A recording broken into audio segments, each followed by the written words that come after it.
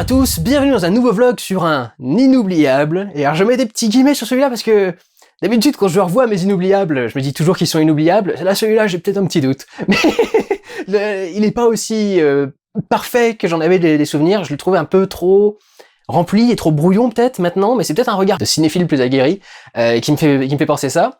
Et c'est peut-être dû à ce que ce film essaye d'être. Beaucoup de gens se pognent sur le cinéma coréen depuis beaucoup de temps. On peut dire que la grosse vague du cinéma coréen a commencé à partir de Old Boy, ou des films comme I Saw the Devil, des trucs dans ce genre-là. Ou en tout cas, en bonne partie, surtout avec Bong Joon-ho, notamment avec The Host, avec Snowpiercer ensuite, et puis le reste de ses films, Parasite récemment. Moi, l'un des premiers films coréens que j'ai vus, c'était avant tout ça, c'était avant toute cette vague, avant même Old Boy et les trucs dans ce genre-là. Le premier film coréen que moi j'ai vu, il date de 2001, c'est 2 ans avant Old Boy. Ça s'appelait Volcano High School, Volcano High, ça dépend, je l'ai vu avec plusieurs titres à l'international. Son titre original c'est Hwasango. C'était, en 2001, le plus gros budget jamais alloué à un film coréen.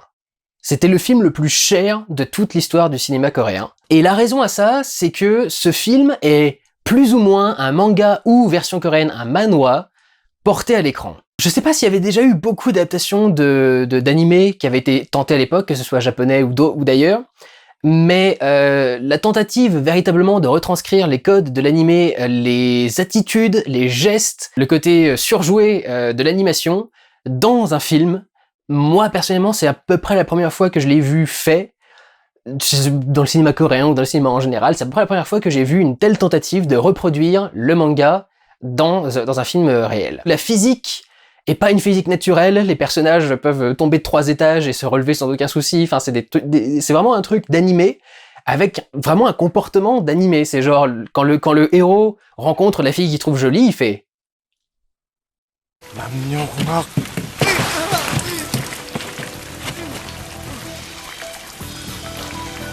Ils ont vraiment joué sur les expressions un peu exagérées à l'animé, sur tous les personnages, et ça rend vraiment génial, notamment sur le Jang Liang, qui est l'espèce de gros bad guy du groupe, demande une nana en mariage, et la tête qu'il fait quand il lui montre la bague, elle est magnifique.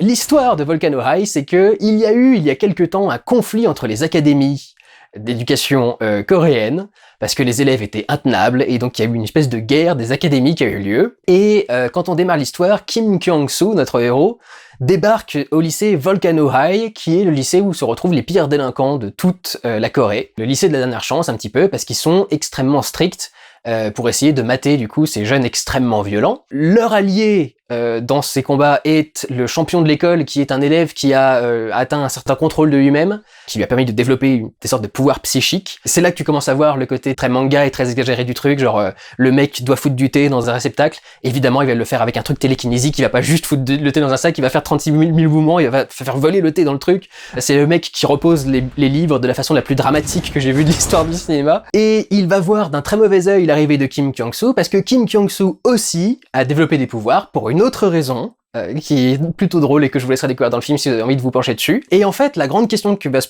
poser à Kim Kyung-soo, c'est est-ce qu'il va se mettre à participer à toutes les guéguerres qui ont lieu dans ce lycée, parce que petit à petit, comme c'est la merde, le directeur adjoint finit par faire appeler un groupe de profs d'élite, et genre les bad teachers, quoi. Les mecs littéralement peuvent te faire avoir un AVC si t'es pas sympa en cours, quoi. Ils te tournent autour et ils te font péter le cerveau. Ils sont complètement malades. Et du coup, Kim Kyung-soo est très travaillé parce que il est censé apprendre à arrêter de se battre parce que ça le fout dans la merde. Le Volcano High, c'est sa dernière chance pour avoir une éducation, sinon après il est viré du système et donc du coup c'est vraiment sa dernière chance. Donc il faut qu'il se tienne à carreau, et en même temps il y a tous ses amis qui ont besoin de lui, qui ont besoin de son aide, donc du coup il va être partagé par ça.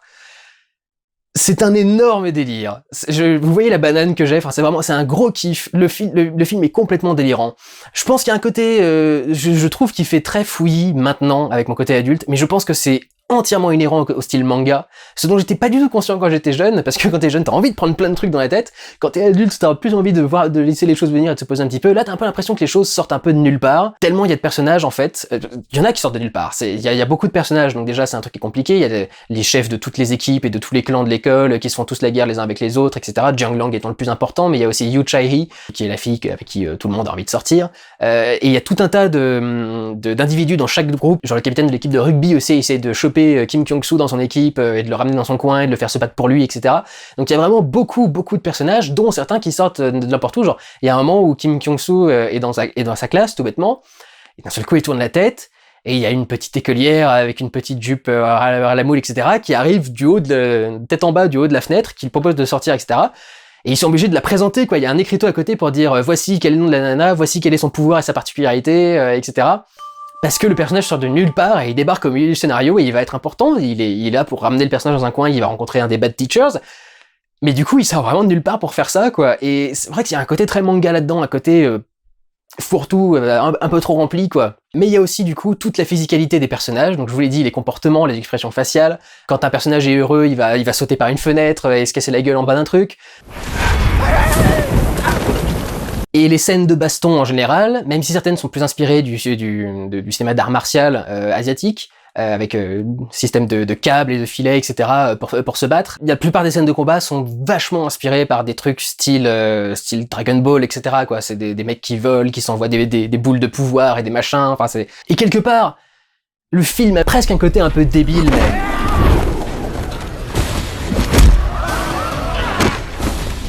il y a une blague, c'est que le directeur de l'école qui est empoisonné se met à péter de partout et que ça pue, etc. Enfin bon bref, il y a un côté pas sérieux du tout dans le film. Des fois le film va faire des blagues, va sortir des trucs à la con, et d'ailleurs, évitez de le regarder en VF, parce que la VF a essayé de corriger les trucs un peu délirants du coup du texte coréen d'origine, en faisant ses propres trucs un peu délirants, et tu comprends pas trop pourquoi est-ce qu'ils ont corrigé le truc comme ça, notamment le truc à la fin par exemple avec les lettres d'amour, il y en a une qui écrit plein de lettres et qu'elle envoie jamais, ou un truc dans ce genre là.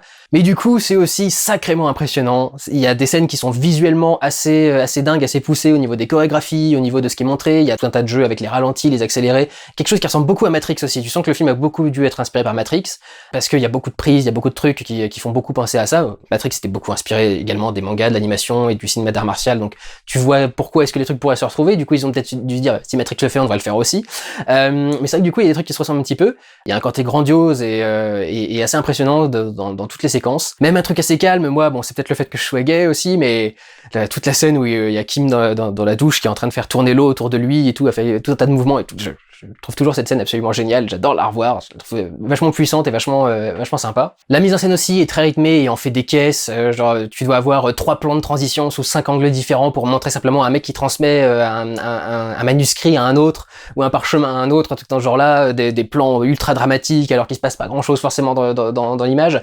Tout un tas de trucs au niveau de la mise en scène, quoi, qui est vraiment très rapide et très rythmé, et qui aide du coup à pas se faire chier, je pense, dans le film, peu importe ce qu'on en pense, à mon avis. Ça se voit jusque dans l'étalonnage est poussé au maximum, le contraste est beaucoup trop fort, il y a des blancs qui sont cassés un peu partout, les couleurs sont un peu saturées, à la fois désaturées et sursaturées, c'est-à-dire que il y a peu de couleurs différentes dans le cadre, mais à chaque fois qu'il y a une tache de couleur, ils essayent de la rendre vraiment bien marquée, bien pétante, ce qui fait très manga et très animation aussi du coup. Mais c'est un bon délire assez fun à voir. Je vais vous donner un exemple du coup du côté délire, c'est la tête qu'il fait avant de passer à son flashback. C'est-à-dire, il lui arrive un truc qui du coup fait appel au poids du passé qui traîne derrière lui, et il lève la tête vers la caméra pour ensuite lancer le flashback. Et juste après, t'as ce moment où il arrive au-dessus des marches avec ce jeu de bras là pour s'arrêter, la pose qu'il prend, etc.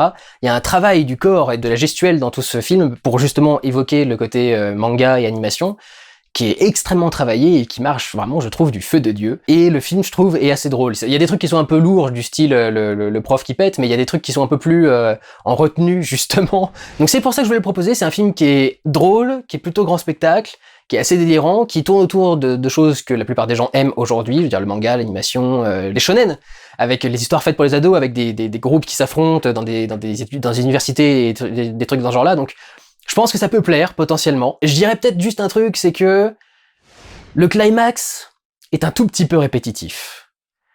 Au bout d'un moment, t'as vu les mecs balancer des trucs et faire exploser des grands... donc il y a de la pluie qui tombe, ils envoient des trucs d'énergie et ça explose, donc du coup ça fait exploser des grands trucs de pluie et du coup ça fait des grandes projections énormes sur le truc.